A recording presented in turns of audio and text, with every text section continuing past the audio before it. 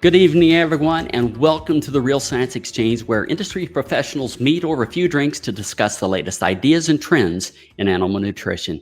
Before we get started tonight, I'd like to share how you can get one of these very nice new Real Science Exchange t-shirts. I'll stand up so you can see it, get that microphone out of the way. Very nice indeed. It's got our logo on there. Yours will look better on you than it does on me. I got a bit of a food blister going on here that kind of stretches things out. So don't worry, it'll look pretty good. The way you can get one of these is very simple. 3 steps. Either subscribe, follow, or like the Real Science Exchange podcast on your favorite podcast platform or on YouTube. Then send it to, take a screenshot and send it to anh.marketing@balchem.com. Include your name, shirt size, mailing address, and that's it. We'll send you this cool t-shirt, and we've got plenty of them, so looking forward to sending those out. This week's pubcast is a continuation of one of our most highly attended webinars in 2021, discussing the bioavailability of minerals and the impact that has on animal performance. In fact, that webinar had nearly 500 people join us live and in person.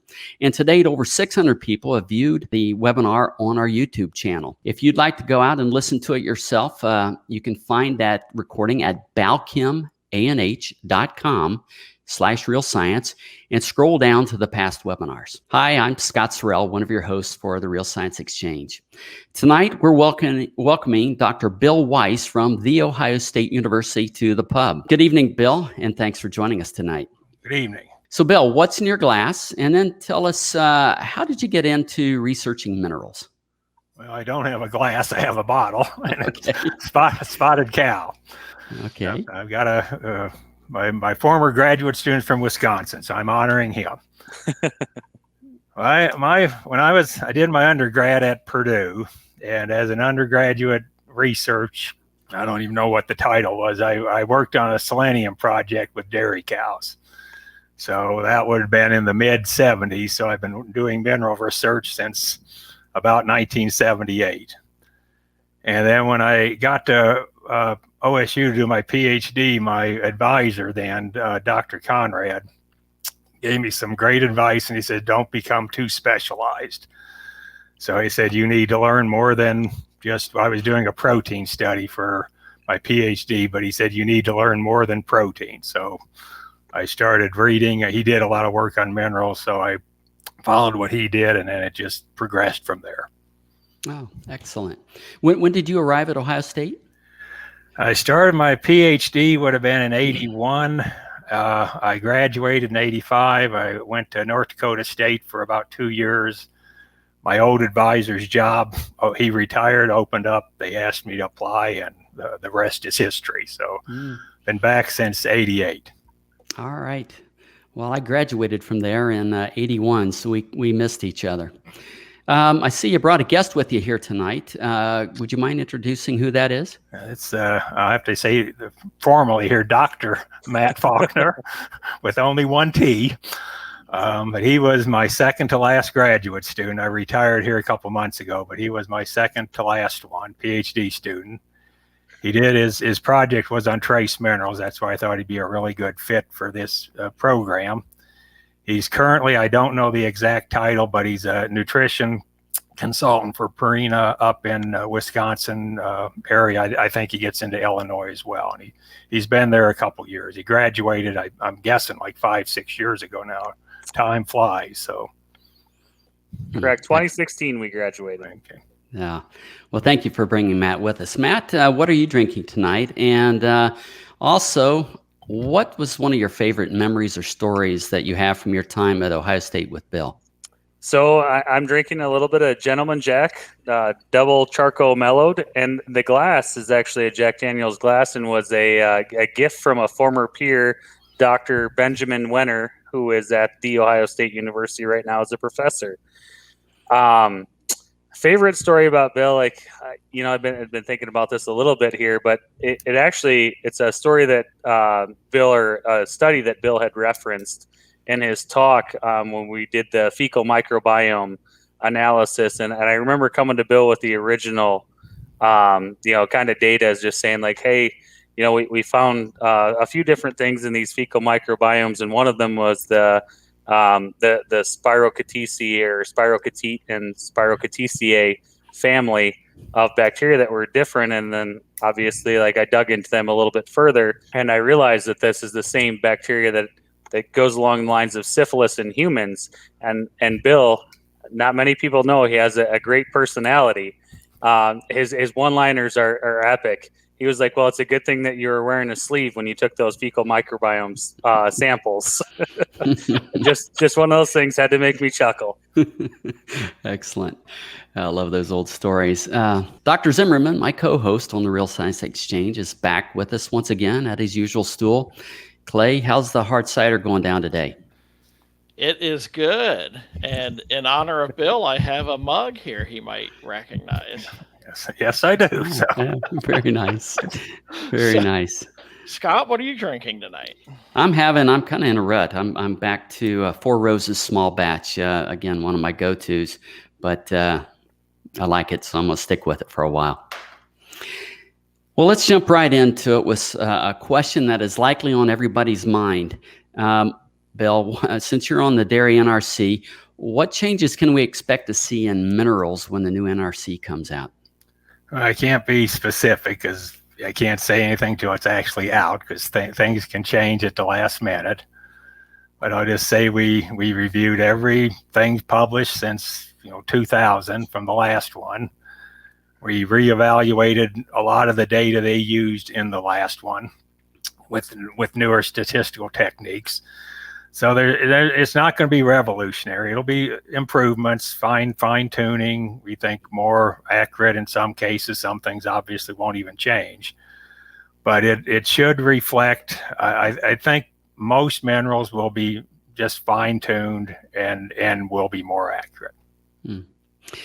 Can you give us an update on when you expect to release the new NRC?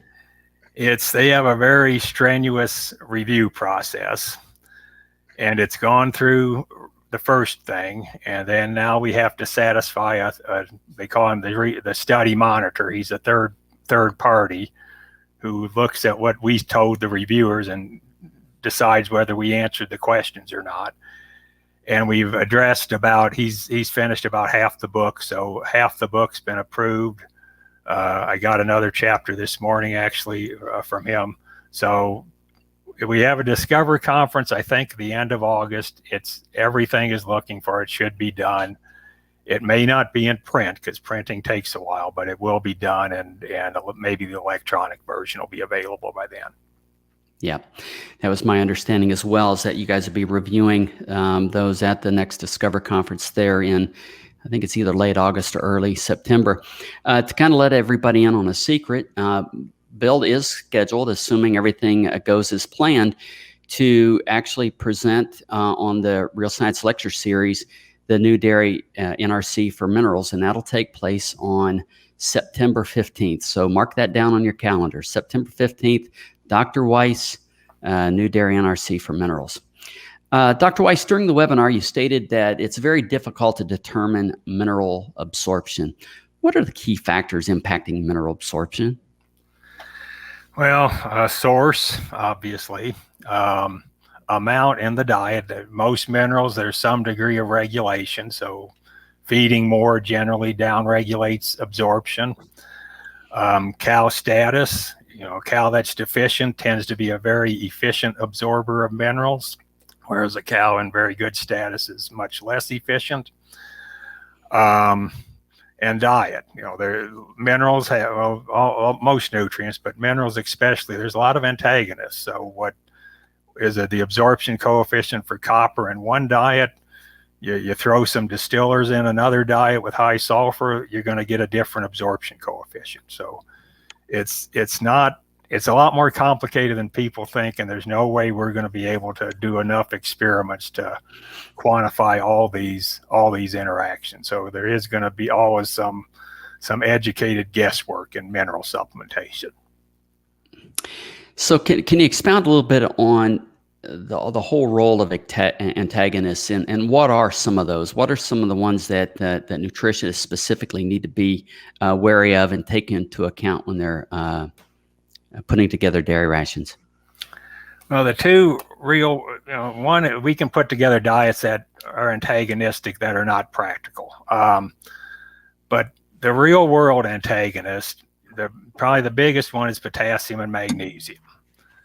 And potassium, even fed below requirement, still antagonizes magnesium absorption. So you don't have to be high in K. And if you are higher in K than requirements, and most dairy diets are, we have to take that into account. The other biggest one in the real world is copper. High sulfur, high sulfate, antagonizes, and we're not sure if high sulfur from organic sources such as methionine antagonizes or not, but high sulfate clearly does. That's in distillers. A lot of the sulfur in distillers is actually sulfate. It's not methionine. Water can be a really high source of sulfate. And forages now, if you're fertilizing with, say, ammonium sulfate, which has become more and more common, those forages are high in sulfate. And then the molybdenum one. And molybdenum by itself isn't a major antagonist of copper. It can induce molybdenum toxicity, which mimics copper deficiency. But molybdenum plus sulfur is highly, highly antagonistic. But sulfur by itself is also antagonistic. And then other things like high iron can antagonize zinc, copper, and even manganese, but it has to be pretty high. So in the real world, that's not a biggie, but it can happen. Very high zinc can antagonize copper, but again, in the real world, that's likely not going to happen. High phosphorus antagonizes manganese. Sulfur antagonizes selenium. There's just a plethora of antagonists, but again, in the real world, worry mostly about copper and magnesium. So talking about the real world, let's go over to Matt. Matt, how are you dealing with antagonists in your new job?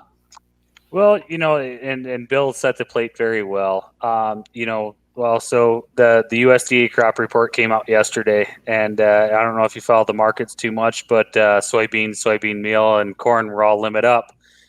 So when that stuff limit up, we need to be looking at alternative protein sources when we're feeding dairy cows. One of the things that's always been very prevalent is the distillers grains. And, we can all talk about the butter fat exchange with the fat and the long chain fatty acids or unsaturated fatty acids that come into play when we're talking about components. If you want to talk real world, butter fat's not worth that much right now. So we don't talk about it, but the sulfur is the real thing. We know that distillers grains and some of those byproducts that we like to bring in as replacements are high in sulfur. So I would say this is a very fluid situation in what I do real world every day. When protein prices have been down the past 2 years, it doesn't really come into play. But now we're talking, hey, bean meal's $425 delivered into a farm. Distillers grains before yesterday was about 225. And there's obviously a little bit of change in the percent crude protein, but I think it's going to come into play more in the next year than it maybe has in the last two, because we're looking at feed costs and income over feed costs. So I think it's the sulfur thing is become very real. And at least in the sector that I work in, which would be Southwest Wisconsin, Northern Illinois, and Eastern Iowa, I don't really run into the molybdenum as much for the thiomolybdate formation of the molybdenum, sulfur, and copper formation. But as we pump more sulfur into these diets, when we're looking for lower cost crude protein options, I think it's going to come into play more than maybe I've experienced in my 5 years in the industry. So, it all becomes about the safety factors that Dr. Weiss talked about in his deal, in his talk. It's, hey, we need to have a strong safety factor to make sure that we're accounting for those, and don't forget about water. Dr. Weiss and I had an off the book conversation last night, or off the recording conversation, just about some of the differences that can happen with water turnover, whether you're dealing with table water or pond water or different things, and some of the changes that I've experienced or switches that I've experienced in the industry. So, I guess it's an ever fluid situation in the dairy nutrition world. We go with price. Everything's about income over feed cost, and as these margins start to shrink, you look for ingredients that can replace your standard ingredients at a lower cost, and you still don't affect performance. But when we start doing that, you need to take in these little nuances, such as the trace mineral and even the macro mineral, and especially the antagonistic effects that these can have, that could result in larger problems down the road. So Matt, what do you specifically do if you find you've got a lot more sulfur coming into the diet? Is you just simply elevating the mineral quantity? I think first and foremost, you need to identify where the sulfur source is coming from. There's differences in the sulfur types and the sulfur forms. So is it coming from water? Like, I think the sulfur in water is fairly highly available.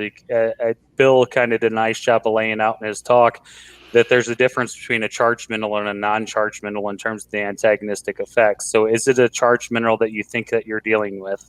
And somebody better in chemistry could talk to you about ferrous or ferric or sulfate and sulfite and blah, blah, blah. So I think it's identify where they are, and sometimes dilution is the solution.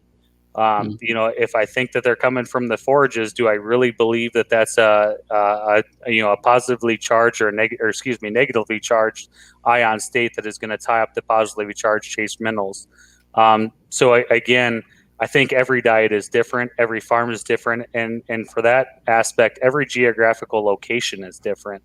So it becomes like specifying what I think I have, what I think I'm fighting, and then how am I going to overcome that? The simple answer is to overfeed. I think Bill's recommendation in his talk was, 1.2 is a very convincing safety factor. With something like copper, it can be very detrimental in that maximum tolerable limit, where you don't want to have too much accrued in the liver. We know it's stored in the liver, and then in a stress event, can be mobilized and start lysing red blood cells, and that's just not good for anybody. So it's choosing the nutrient that you think is deficient, identifying where you think it's coming from, and then making the correct adjustments over. Mm-hmm. So sticking with that mineral topic, and I'd like to hear from both of you on this, but Bill, we'll start with you. How much sulfur should be in our diets, as on the minimum side, and how much is too much? Well, a dairy cow really does not require inorganic sulfur. There's bacteria do. Rumen bacteria need sulfur. And so when we look at things like intake, fiber digestion, things that the rumen bugs affect, we come up to levels around 0.2, 0.25% total sulfur. That's, that a lot of that is methionine and cysteine. Some of it is inorganic, but a lot of it is in the protein fraction. And levels in that range, 0.25, not an issue. And 0.3 even, I'm going to make a few little tweaks if I can't adjust. I'd like to feed. Sulfur does other things bad other than just antagonize some minerals. But if I can't, I have to feed a 0.3% sulfur diet. I'm going to bump up copper a little bit. I'm probably going to feed some organic copper. I might feed some buffer to get the DCAD up where it should be, because sulfate's in the DCAD equation. But at 0.3, I'm not going to get too excited. But when it starts getting above 0.4, that's when it becomes much more difficult to adjust around it. And remember, this includes water. You're going to have to estimate water intake, the sulfur in the water, and add that into the diet. In most cases, water is marginal in sulfur. You don't have to worry about it. But if it's 900 ppm sulfate, you've got to worry about that. So, and I would agree with Bill in most aspects of that statement. And I look at, so part of my job is not only to feed cows, but also to support other staff that are feeding cows. And I have no concerns until we start seeing 0.3% sulfur in the just diet itself. And I don't disagree with what he said in the 0.4% with water, but most people don't check water. It's one of those unforgotten nutrients, yet the most important because, well, milk's 86% water. So if it's under 0.3% in the diet, I typically don't worry unless there's things that are telling me that I need to worry about it. And that means that I'm probably not going to make too many mineral adjustments. That being said, Bill brought up a great point about buffers. I don't see many diets, if any, at all, that don't have at least a half a pound of sodium bicarb fat, or they've got free choice bicarb on the farm somewhere. So at 0.3% is kind of that flagship for me. And if we start getting that 0.4%, and then this is obviously outside of the pre-fresh diet because we have all of these different decad products that are sold that can sometimes drive those up. But again, it's also, I think it's very important to look at the specific ingredients. Like, where is that sulfur coming from? Am I feeding a large amount of distiller's grains? And then you also need to assess, what are your issues? Like, why do I think sulfur is an issue? Do I think it's a mineral issue that is driving this? Or am I looking at a component response and I have a lot of distiller's grains and then it maybe goes down that unsaturated fatty acid? Or are we having some metabolic issues or some immune function issues? So immune function typically points me in the direction of, I think we might be off something in the trace or the vitamin world. And then I look down that antagonistic world where if it's maybe something more directed towards it's a butterfat issue, well, that might direct me more towards the fat side of things. So every situation is different. And those flagships for me, it's when we start in the lactating rations exceeding that 0.3%. And then again, I made the comment before and Bill reiterated it, that I think everybody in the industry has done a better job of paying attention to water, but it's still often overlooked at the impact those concentrations of antagonistic minerals can have on the effect of a diet, especially when you start thinking a lactating, high-producing cow is going to drink 30 to 40 gallons of water a day. And those mineral amounts might look minuscule when you're reviewing a water thing, but when you start putting them in at that level in the ration, they can really amount to 0.1, 0.2%. Yeah, Matt, does it make sense to take the minerals out of the water before giving it to the cattle? How do you do that? Well, water softeners, right? I mean, I don't know if that's practical. Not at all. Yeah. And you bring up a great point. Like I've seen so many different water systems, to these points where these guys filter, into a big tank and do all the other stuff. And I mean, a lot of times it's a cost thing. At the end of the day, we're judged on our effectiveness on income over feed cost.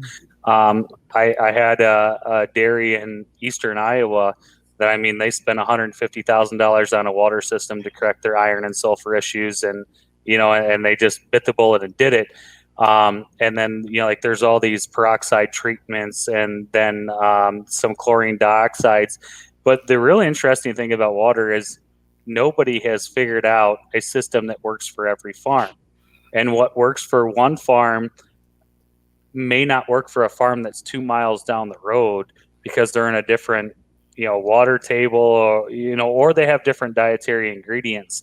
If you could come up with that, you could probably retire and print those shirts and just live a good life. So I think water treatment systems are very viable, but there's not a one catch-all system. And I've talked to these at great length with many different dairy farmers. And the thing is when you find one that works for your dairy, the one thing that I can honestly say is the most appreciable and immediate response that you can judge is components. A few dairies have struggled with components and put in a good system that works. My brother's a dairy farmer, and the system that he put in, he had a peroxide system for many years, drilled a new well, blah, blah, blah. The peroxide system didn't work, went into an enzyme-treated chlorine dioxide system, And like we put water in, or we put the treatment system in, and we took it out just to assess the effectiveness of it, and there was about 0.15% in butterfat component response within 7 days of putting it in and taking it out. And we did this on about every 3-week basis across the 4-month span. So, I think there's some ways to assess it, but when you don't see responses and you spend all that money, and trace minerals and deficiencies and excessiveness are very difficult to judge, and you want to talk to somebody about spending $100,000 to $150,000 on a water treatment system annually, it's extremely difficult. Bill, during the webinar, you talked a little bit about magnesium and the variability in magnesium. Can you expound on that just a bit? A lot of people think Magox is a mined compound. They just dig it out of the earth, but it's not. It's a manufactured product, and I don't know exactly how to make it, but they have to cook ore at extremely high temperatures. I think it's magnesium carbonate, and then at 1200 degrees or something they make magnesium oxide, but don't quote me on that. And that process is dependent on temperature and time. If you cook it too hot, the bioavailability is terrible. If you cook it at too slow of a temperature, its bioavailability is terrible. Too long, too short, it's not good. So these companies, if they know what they're doing, and they're high quality control, they get it right and they get good bioavailability. But if they're just spitting out Magox without the quality control, it can be from the best Magox is probably 30% available. The worst is probably close to 0, because of and particle size also plays in here. But the calcination, temperature, and time and particle size are the major factors affecting availability, and those are manufacturing processes. I've got a question on the magnesium for Bill here. I was told this by a peer, about 30 years experience in the industry, and he had once told me that the higher the percentage of magnesium in the product, Magox is Magox to him at this point, but he said, if it's 56% versus maybe a 54% Magox, that you can almost guess that the 54% would be more available because they had to dry the 56% longer to remove the impurities. Any comments or thoughts on that? Well, I had that question. I don't know if it wasn't from you, but somebody else asked me that question about a month ago, and I actually dug through the literature, and there's one old paper that would say that the 54 had better availability than the 56, but another paper said just the opposite. So I won't say it's not involved, but I'd say there's other factors that are much more important than just whether it's 56 or 54. This particle size and calcination. But so I won't say one is uniformly better than the other one. I don't know. So what's a nutritionist to do? Should they have it tested, and if so, how do you do that? That's another question I used to get almost monthly. There are some field tests, and Jesse Goff's done a lot of magnesium work, and he has this, I don't know if he developed it or someone else, where you get Magox, you put it in vinegar for a certain amount of time, and you measure pH. And if the pH goes up fast, it's a more reactive and more bioavailable Magox. And the data correlating that in vivo is pretty limited. So I don't know how there's probably a correlation. In other words, if the pH never goes up from 4.5 from what vinegar is, obviously the magnesium isn't available. But I don't know if it's going to be able to separate average Magox from great Magox.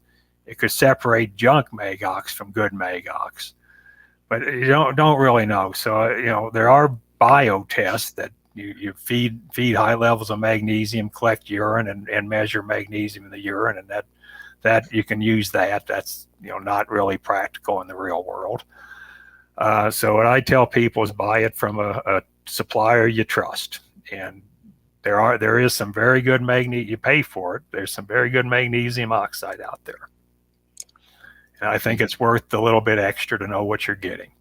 Mm-hmm. So a question on the science side for Bill on that, and I heard you mention that in your talk as well. Like, and this is a left field question. This is a grad student question that I would ask you, like in theory. I don't have to answer those anymore. You've graduated. So. Well, you're still the macro man, so I'm going to ask it. I realize there's a lot of buffering minerals that come through in the urine, but the urine should still be whatever pH in a lactating cow. And you talked about the magnesium availability in urine, and if they're in excess, that should be coming through in the urine. So is there any, like the vinegar test, or is there any test like that could be more of an applied test that you don't have to send off to a lab, don't have to spend the producer's money or your money on a tight margin to figure out? Or is that something that, like, I've just come up with a research topic for the next grad student? It would be, theoretically high magnesium urine. If you feed a lot of magnesium and it's available and it goes out in urine, the pH should be higher. But the primary, or I think it's primary, is potassium, is what really buffers urine. And there's so much K in these cows that I don't know if we could see a response under practical conditions. In other words, I don't know if you could feed enough magnesium to really alter the urine pH. So what would you call so much potassium? Like in a formulated ration, like what percentage would you consider too high to? Well, even at 1.2, 1.4 K, almost, K goes out. Theoretically, a cow is in K balance. It eats so much and it gets rid of so much every day. Milk is a big pool, but almost the rest of it goes out in urine. And so even, modest amounts, there's still a lot of K in urine, and that's a good bufferer. And that's why I'm just saying, I don't know if you can change the acidity of urine enough with magnesium to detect what you're wanting. It theoretically it could, but I just don't know if it's sensitive enough. Perfect. Not real practical, but if you go collect some cows, I don't know how many, but some cows, send it to a lab for magnesium.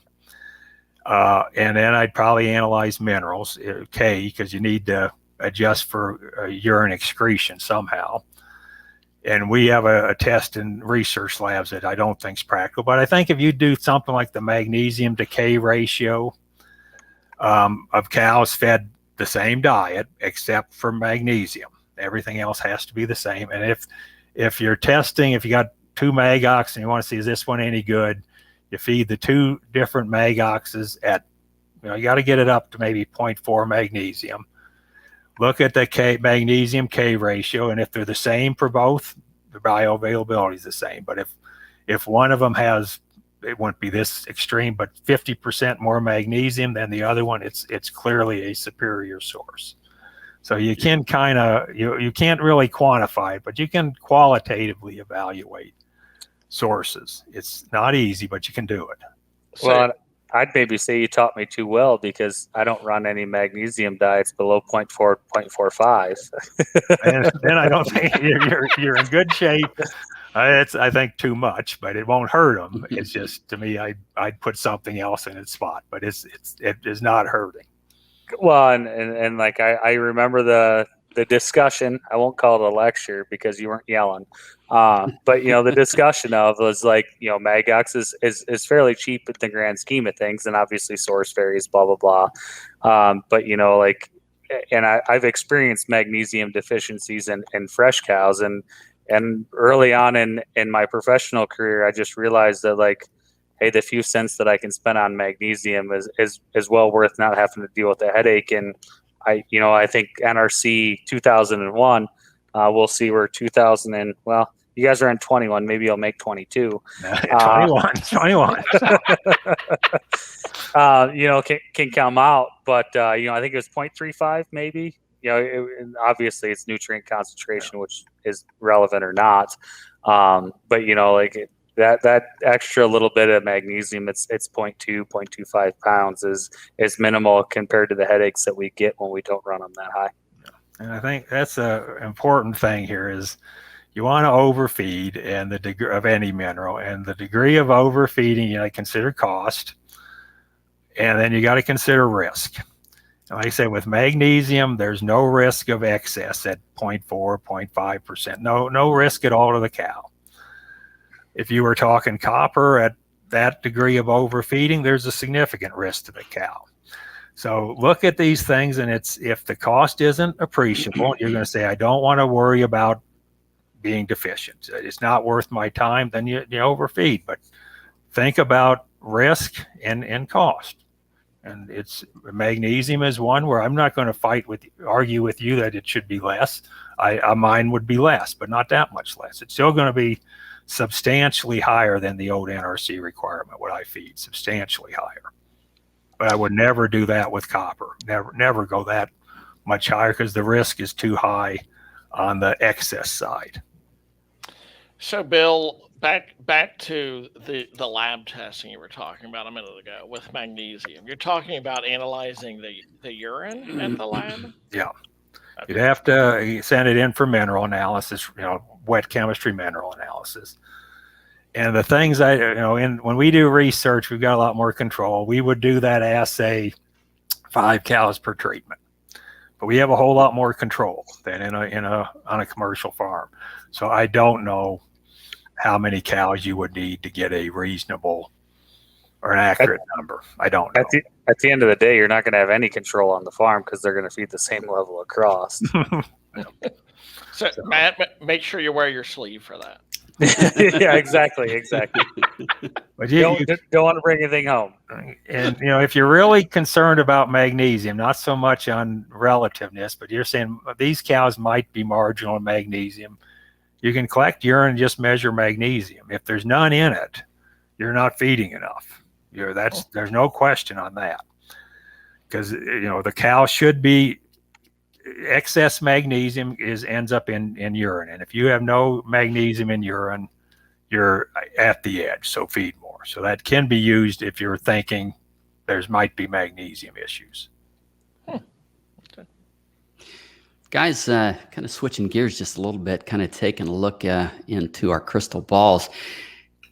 I think mineral excretion, what goes out in the land, is becoming under greater scrutiny.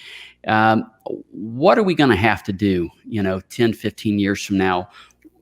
And I don't know that it's necessarily improving bioavailability. Maybe it is, but it's optimizing, the mineral utilization. So what you put in the cow, you utilize it, and you minimize what's coming out the backside of the cow.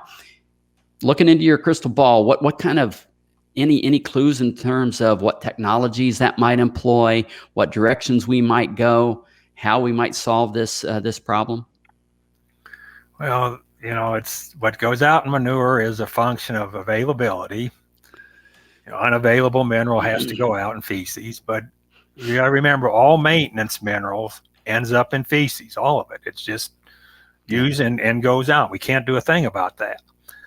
And then the other thing we have to remember with minerals is they do things in addition to just the stuff NRC accounts for. It helps maintain pH in the rumen. That's not a requirement any place in NRC, but it's definitely needed. And that's going to be at a concentration higher than NRC. So, we can improve bioavailability, and that will help some, but it's not going to do a lot, just because of where all this stuff comes from. The biggest thing, if mineral excretion is an issue, the biggest thing is just feed, don't go overboard. That's, some minerals I don't think will ever be an issue. Magnesium, calcium, these are not going to be environmental issues. Phosphorus is in certain areas. It's not everywhere. It's got to be a water thing or close to surface water. The trace minerals, maybe, but trace minerals are so poorly absorbed. Even the best trace mineral is so poorly absorbed. We're just going to have to feed closer to reduce the excess feeding. But or the other option, and oftentimes this is the cheapest option, is use manure properly on soil. Don't just dump it on the 5 acres or 10 acres next to the barn. move it. And that's oftentimes to me with phosphorus. Matt brought up distillers is a reasonable source of nutrients, reasonably priced. It's high in phosphorus. Maybe we should just, if we could make manure higher in phosphorus, it would make it more valuable to move. So I think manure management is really more important than nutrition with respect to these minerals. Mm-hmm. And I think Bill hit a lot of those just spot on, and covered them great. So but the interesting thing is like here in the Midwest, we had tar spot run through, was that 2019? So two corn silage crops to grow. And there was a large concern so tar spot was one of those little black things, like little black dots that comes along in the plant. And then as the plant died, it just dried it down within 3 days. You went from a corn silage crop that looked great and green, we're ready to go, like we're ready to hit in that 35% dry matter, to like, oh my God, it rained and I missed 2 days. And now I'm trying to like chop something that's like 45 to 50% dry matter. How am I going to process the corn? And then one of our largest concerns is like, how do we get it out of the soil? And actually like one of the best options was like copper and those other nutrients that are a little bit volatile could actually end up killing it, because we haven't had a hard freeze even this year. Like here just recently, a month or 45 days ago, we had, temperatures in the -20 for over 2 weeks, or 0 to -20. But we had 3 feet of snow on the ground, which insulated it well. So we never had a deep freeze. So like, I think it's a great balancing act, and from the science side and that science to applied nutrition side has really done a good job of acknowledging some of the overfeeding that we have done in the past, but also acknowledge the fact that there's better sources there. So we're trying to limit some of the overfeeding because we have more bioavailable sources, which is a primary focus of this conversation.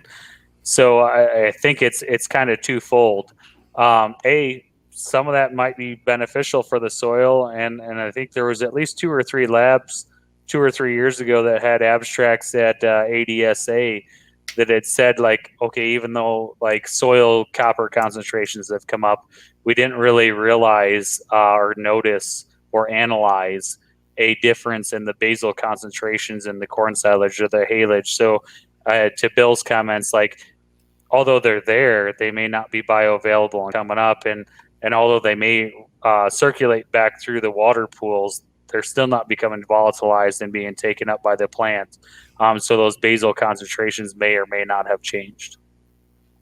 We at the research center here, we're kind of limited on land. We can move manure some, but we do just what I said we shouldn't do. We tend to concentrate the dairy manure on the dairy fields. And I've been at Ohio State for 33 years. We sample everything like crazy for 33 years. Our corn silage is 8 parts per million copper, and it's been that way for 33 years. We feed reasonable amounts of copper, but we would be about 20 parts per million at the most. We're down now, but it hasn't changed one bit. We do use copper foot baths. Again, that goes into the lagoon, so that would be applied. But we haven't seen anything at the research farm on trace mineral changes in the corn silage and the alfalfa. And I could say that would correlate through what I've seen in the industry. Obviously being with Bill and focusing on a lot of that. And I think at some point we did the math on copper sulfate foot baths and how much you'd have to do. It's just really not an effect. What about phosphorus, Bill? We have a phosphorus issue, and again, when I started there, the phosphorus level in our forages, well, they're not that much higher. We've cut back on phosphorus like the rest of the industry. We probably were, when I started, we were probably at 0.45. And now we're averaging probably 0.35, 0.38. So we've cut back, and we're shipping off more in milk. But we haven't really noticed, and I haven't looked at this for a little while, but I haven't really noticed much change in phosphorus concentrations in corn silage. Alfalfa goes up and down a whole lot more, and I don't know why, but there's much more so part of it is obviously maturity at chopping, but that tends to be more variable. But I haven't seen any for any of the minerals over time. Just they're very constant on our corn silage. Okay. Hey, maybe to switch gears here a little bit. Matt, I know this is part of your work, and Bill, you talked about this some during the webinar. But can you speak to how minerals can impact the microbiome? Yeah, Do you want to start on that one, Bill, or do you want me to go? You're the expert on that one. So. Well, so I'm very thankful that actually before this conversation, I had a conference call with Dr. Benjamin Wenner, who helped with this, and then we had a nice nice debate between peers. So really, how this idea came about. Again, Benjamin Wenner was a student with Dr. Firkins. And they dealt with a lot of microbiology things. And well, you drink enough beers with somebody, and you would like to argue like I do, and like Ben does. You start getting into these, but what really hit it off to me was Ben really was studying rumen microbiology, and we started going back to I think it was Dr. Church. It's a book that was published in the 1970s. 75 was a lot of the research data from that, and it was talking about the toxicity of copper, the toxicity of zinc, on the microbiome effect in the rumen, and then how it can get down to the hindgut and different things like that. And I was just like, well, like if it's affecting the rumen, it's got to be affecting the lower colon, and so I was like, well, why is it toxic? Why is it not? And how do we assess that factor? And it sounds like it's really jumped off since we got there, but Bill brought it up in his talk. Like zinc, it's probably not a factor. I think most of the research, even historically, is going to show you got to be 500 times the factor of zinc. And at the end of the day, when we really look at this, like zinc's not that reactive, even if you look at it on the periodic scale, but like copper really is. And like you start looking at 1975 research, we have different dry matter intakes, different passage rates, different all this other stuff. But like that one really seemed to be the thing that could shock the room. And so, and we all know, I talk to dairy producers every day, and like most of them don't understand it.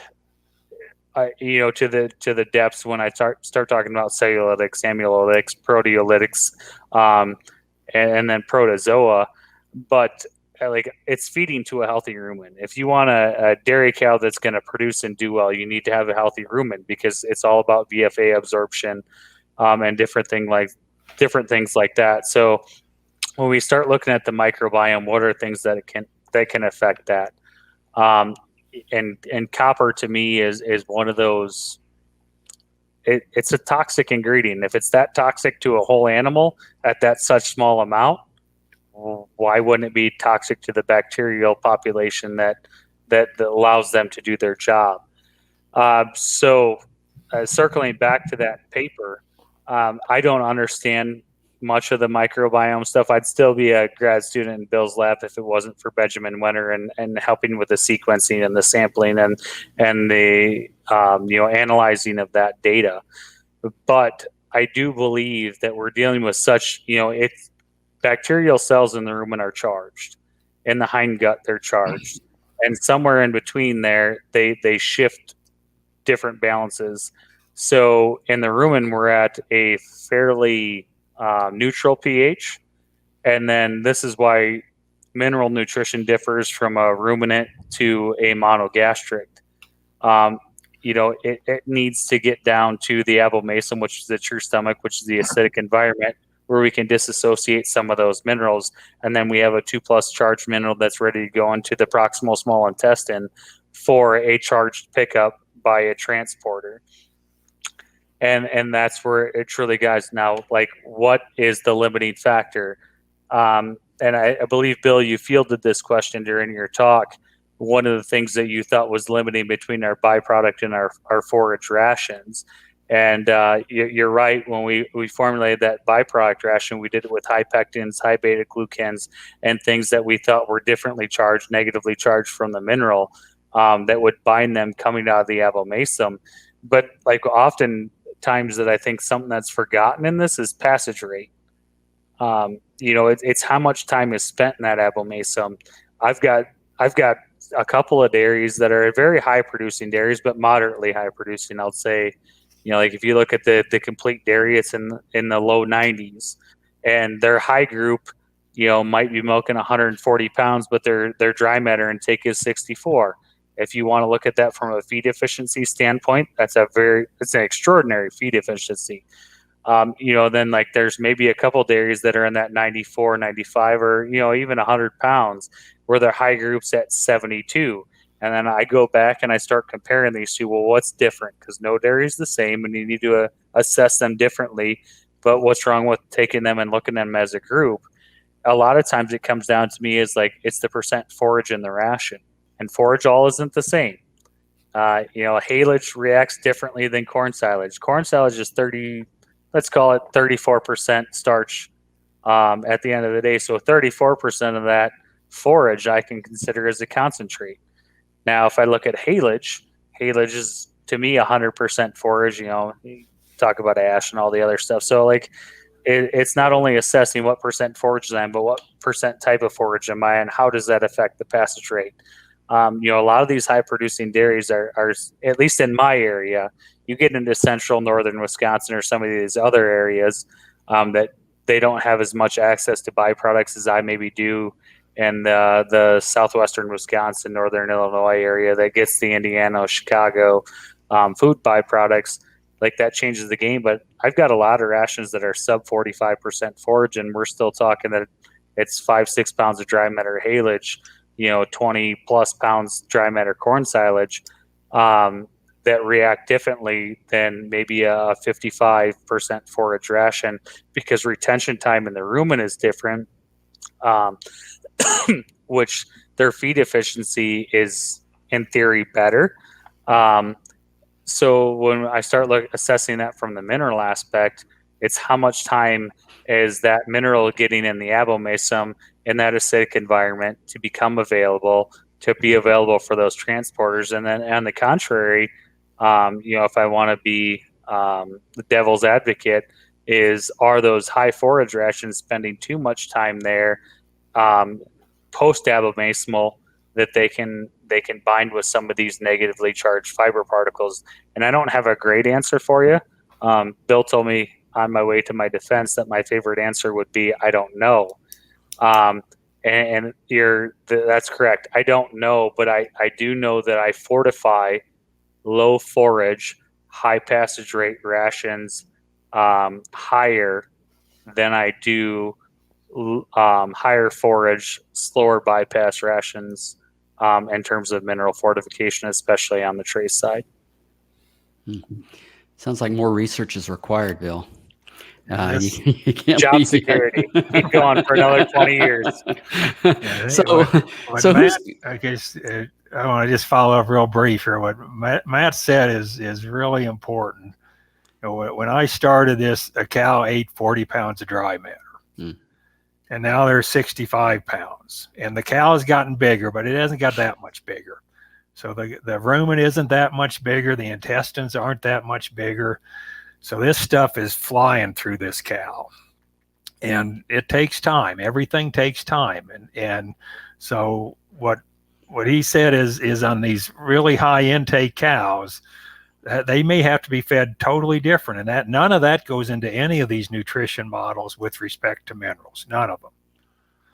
And that's something no one's ever looked at. It's going to be really hard to do, but we don't discount. We discount digestibility of energy with high intakes. We change the RDP and RUP of diets based on intake. We don't do a thing with minerals because we don't know. We don't know how to do it, but I think that's a very important point, that intake has to affect mineral availability. We just don't know how it affects it.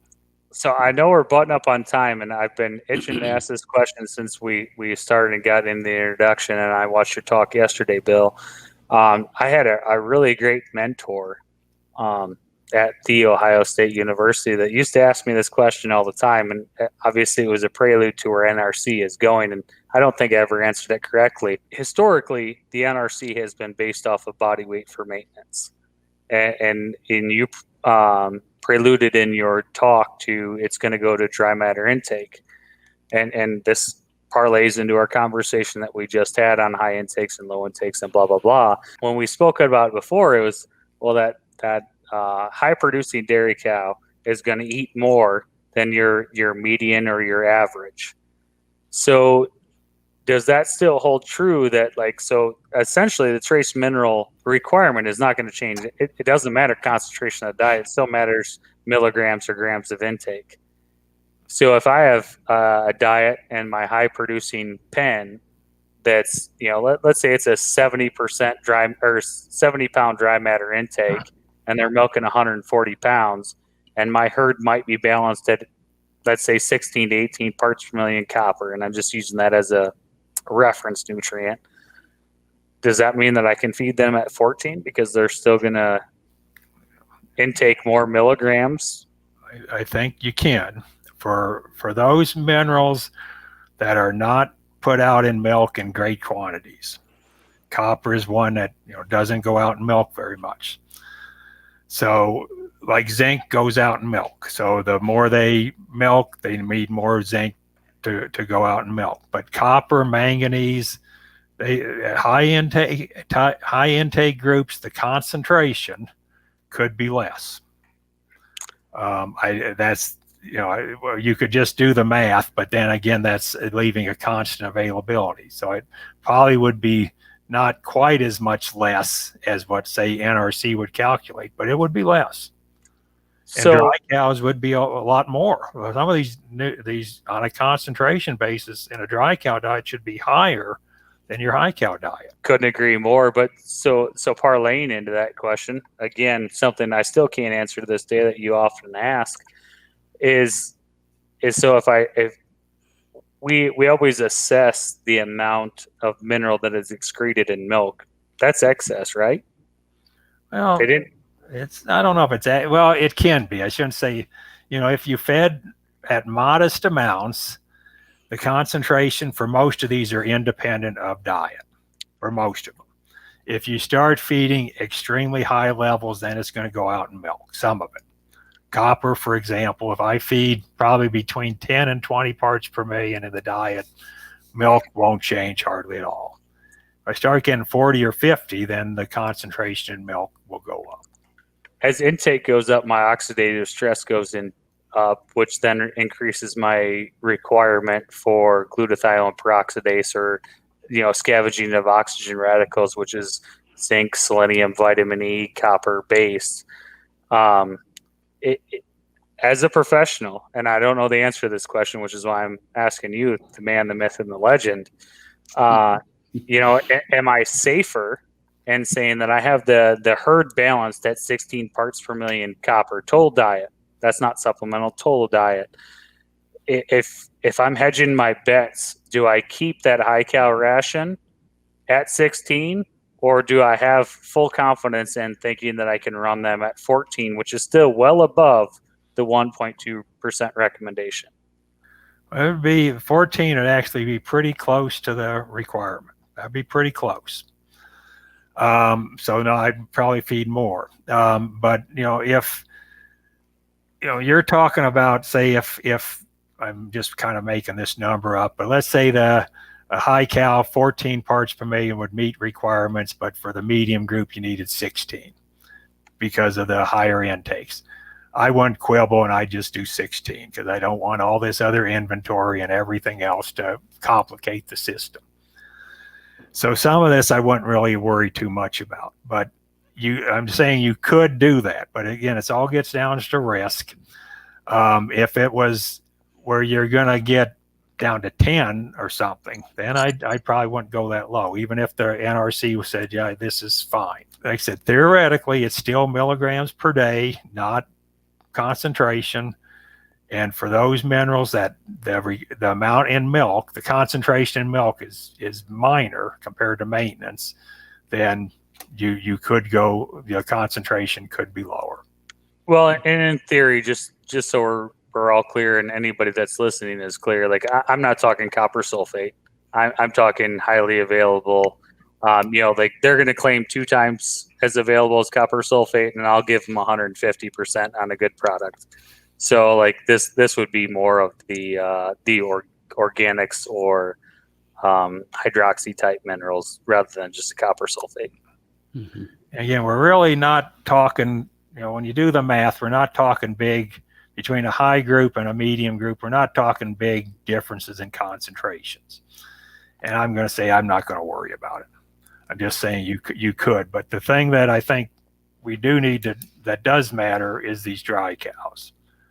That many of these are fed because they look at the concentration and say, well, this can't be right because the high group, it's 18 and I'm, need 20 in my dry cows. That's right. So dry cows don't eat very much, and their maintenance requirement is almost the same as a lactating cow. So I'm going to ask a grad student question again. Oxidative stress, I start looking at copper and different things like that. But if I'm talking about growth of the fetus, zinc comes into more play for me, and the zinc finger proteins and transcription and all the stuff that, like, I know the big words for, but I don't completely understand the, like the finer points.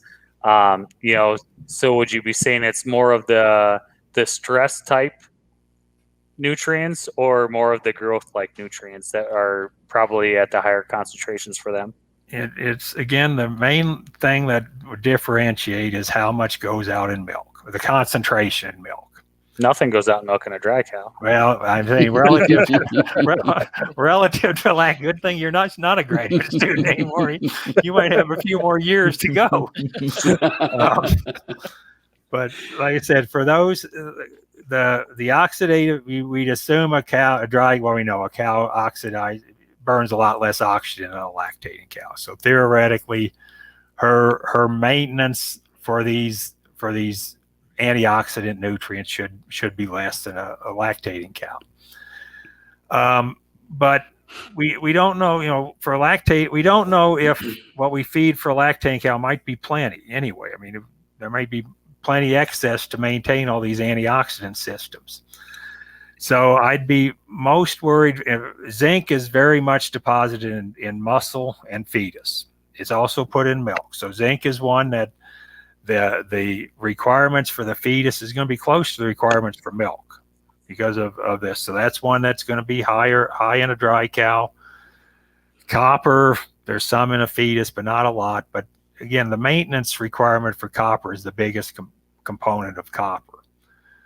Not milk, not fetus. So it's big for a dry cow.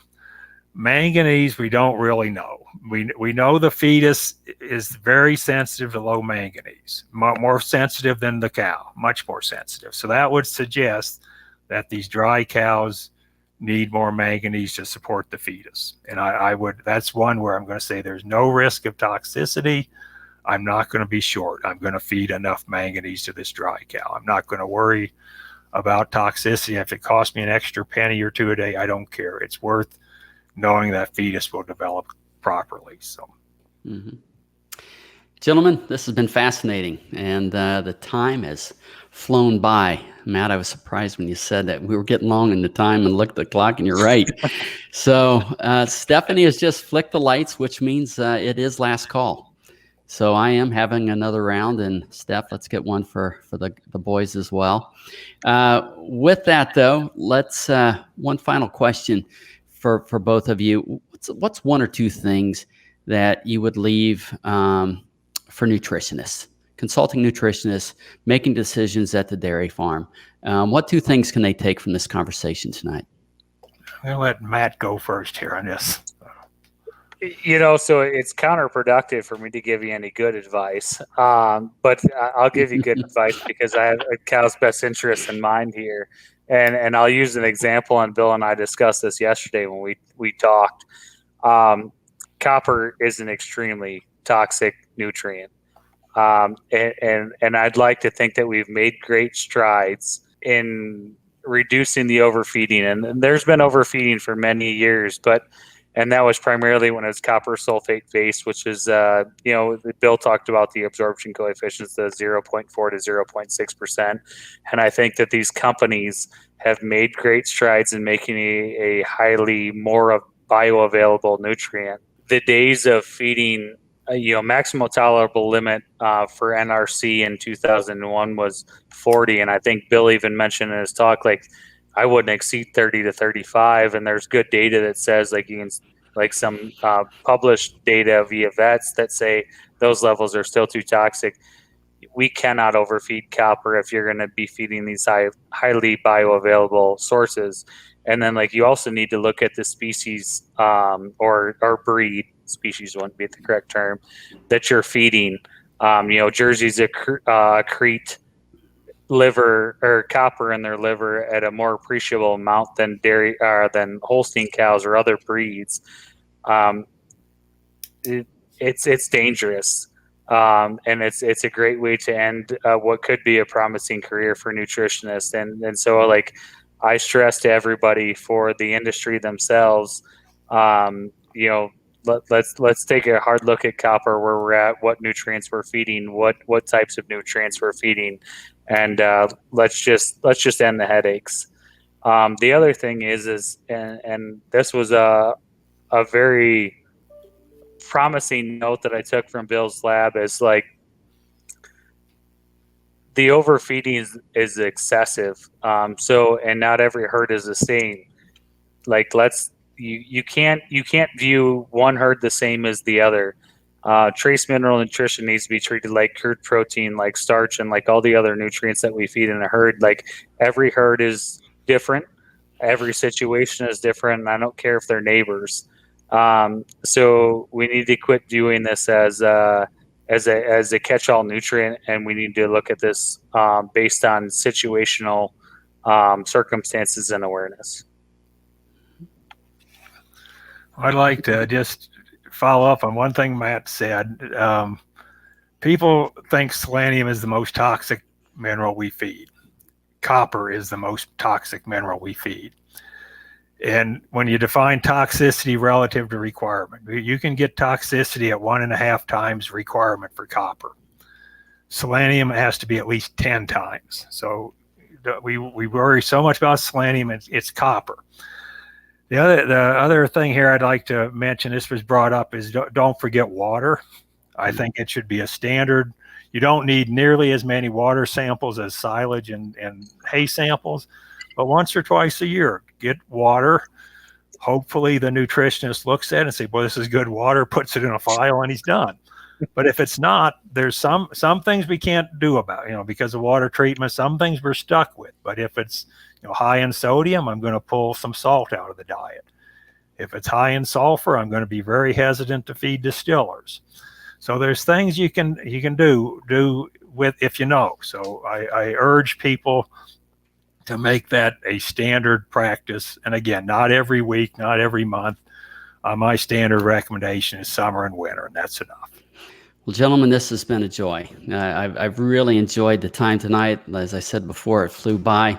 Bill, we're going to hate to see you go, but the future's bright. You've left a legacy in young men like Matt. Matt, you're obviously a rising star. I've enjoyed getting to know you, enjoyed the time we had spending together tonight. So, guys, I appreciate it, and thank you for joining us tonight. I'd also like to thank our loyal listeners for stopping by once again here at the Exchange to sit with us just for a while. If you like what you heard, please remember to drop us a 5-star rating on the way out.